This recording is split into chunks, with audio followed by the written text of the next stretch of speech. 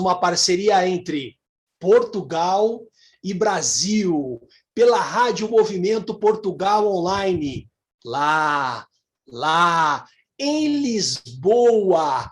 E hoje o nosso convidado tem um histórico cultural e filosófico de debate, tentando fazer com que o Brasil vá para frente e que a gente amplifique nossas cabeças.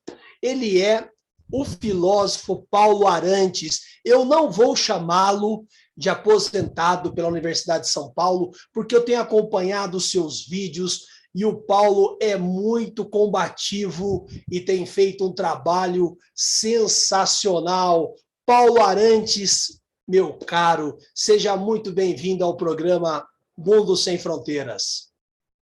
Obrigado, muito obrigado.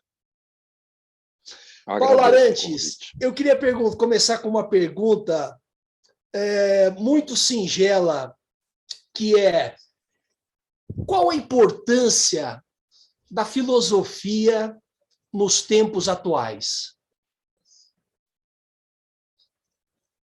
Olha, sabe que eu vou lhe dar uma resposta, muito aparentemente convencional, mas histórica. Se você me fizesse essa pergunta há meio século atrás, ou mais, lá nos anos 30, por aí, quando a Faculdade de Filosofia, Ciências e Letras foi fundada pela oligarquia paulista, veja só, em plena era Vargas, e foi fundada como uma resposta da oligarquia ao Getúlio Vargas.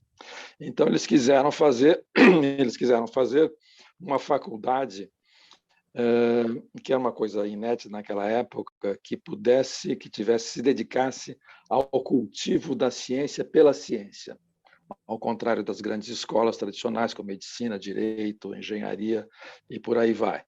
E com isso, eles encarregaram várias pessoas,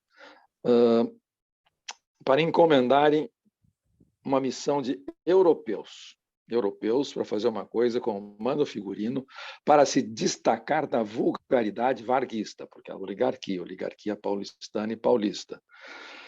E essa missão veio uma missão de europeus franceses, no caso da filosofia franceses, sociologia, história, literatura francesa e, sobretudo, e também italianos. E esses franceses que vieram, começou por aí, o tiro começou a sair pela culatra, porque não era fácil você levar franceses para o Brasil nos anos 30, menos que começasse, que a maré tivesse virado lá. Aí já seria imigração, seria completamente diferente.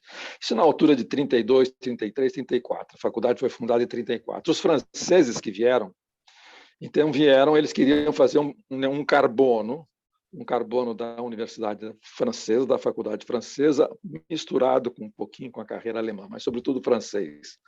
Então vieram os franceses, que eram professores de filosofia, professores de sociologia, professores de história, professores de geografia, e eram jovens em início de carreira, e que não tinham muita chance na França, porque a carreira era muito difícil.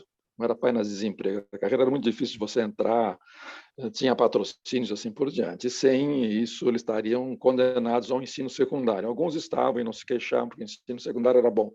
E toparam esse convite, veja só, um convite de atravessar o Oceano Atlântico e ensinar história, filosofia, sociologia para aquilo que eles consideravam botucudos, um metec. Enfim, gente, por mais preconceituosos que fossem, inferiores. E eles vieram e depois se tornaram celebridades mundiais. Chamamos depois de Lévi-Strauss e por aí afora. Brodel. Mas eles eram jovens começando carreira, mas eram todos socialistas. A maior parte que não eram socialistas, eram todos antifascistas naquela época, e ser antifascista naquele momento era decisivo. Então, a nossa faculdade, fundada pela oligarquia paulista, formou uma geração de antifascistas. A tal ponto que, digamos, os cidadãos de bem da cidade de São Paulo achavam que os sociólogos sociologia era sinônimo de socialismo, e que eram todos comunistas. E até hoje eles pensam isso, embora eles não sejam mais, eles acham que eram todos comunistas. Bom, A filosofia, naquele momento, exerceu um papel crucial. Vejam, não tem nada a ver com a substância, digamos assim, socrático-platônica, aristotélica da filosofia, e por aí vai, com a ideia de saber. Tinha a ver com a ideia de discernimento intelectual e político. Isto é, eles começaram a ensinar, no caso da filosofia, começaram, graças a alguns grandes professores franceses que formaram seus sucessores brasileiros, ensinaram a ler os clássicos. E o fato de você ler um clássico, que pode ser Platão, Aristóteles, pode ser Spinoza, Kant, ou assim por diante, te obriga, te desprovincializa, porque faz com que você não discuta com os clássicos, você não tenta desmentir Platão, Aristóteles ou Kant, era só o que faltava. Então, antes de você ter uma posição própria, poder conversar, discutir com eles, num certo sentido até refutá-los, por favor, aprenda com eles, isto é, sobretudo, tente entender o que eles pensavam antes de dizer qualquer coisa. E tentar entender o que diz um Platão, o que diz um Aristóteles, o que diz um Kant, por aí vai. Isso valia também para a filosofia da ciência, para a epistemologia, por aí afora. Isso é um exercício intelectual que, ao mesmo tempo, politiza, porque você está aprendendo, tentar entender alguém como Kant, por exemplo, para dar um exemplo moderno, mais contemporâneo, é entender como funciona uma engrenagem de pensamento. E na cabeça desses professores franceses, e depois dos brasileiros que o sucederam, uma cabeça que tenta entender o que uma outra cabeça está pensando, como é que está argumentando, encadeando argumentos, e tem um problema, e esse problema vai ser explicado, é um aprendizado é um aprendizado intelectual que tem consequências políticas. Portanto, a nossa faculdade, o ensino da filosofia, não era o ensino da filosofia doutrinariamente, era um ensino de técnicas intelectuais para aprender a ler os clássicos sem dizer besteira ao comentá-los, quando você fosse, por sua vez, professor de filosofia no ensino secundário. Era para formar professores no ensino secundário, basicamente isso. Então, para não dizer besteira, você tinha que entender o que se pensavam, os clássicos pensavam ao longo dos séculos. E ao fazer esse esforço, você, ao mesmo tempo, afinava o seu entendimento àquilo que eles chamavam de senso crítico, a respeito do mundo à sua volta. Então, era uma concepção que eu chamaria de iluminista. Iluminista no bom sentido, não no sentido ingênuo, que acha que o saber em si mesmo transforma o mundo. Mas é um primeiro passo, é um sentido, e no sentido iluminista te faz com que abra. Eles achavam que alguém que entendesse, que aprendesse a pensar junto com os clássicos, visse como é que funciona uma máquina de pensamento, que é um filósofo clássico, ele criaria um senso social, um senso político incompatível com o estado calamitoso da iniquidade social vigente no nosso país desde o seu nascimento. E, portanto, a leitura aparentemente inocente de um filósofo ou de um historiador da filosofia da ciência, ou o que quer que seja, ou de um esteta, criaria cidadãos que, de certa maneira, eram inconformistas de nascença. Então, a função da filosofia naqueles anos 30 e 40 foi decisiva nesse sentido. Não só da filosofia, mas da sociologia, da história, da geografia, é ensinado por esses franceses. Então, em princípio, nada mais alienado e colonizador do que esta missão de europeus,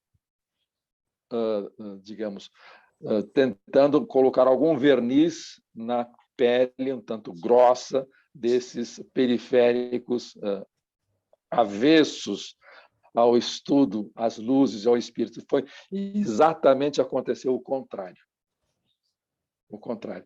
Tanto é que a oligarquia disse, olha, não foi bem isso que nós encomendamos, mas como é tão chique, vamos deixar assim. Até hoje, o Estado de São Paulo e companhia, a família Mesquita, acham que são os donos da universidade porque eles são os patrocinadores, embora fiquem um tantinho, digamos, agastados com o rumo que a coisa tomou. Uma plantinha exótica nasceu. Eu diria que hoje, no Brasil, nós exercemos exatamente a mesma função segundo a qual nós fomos criados.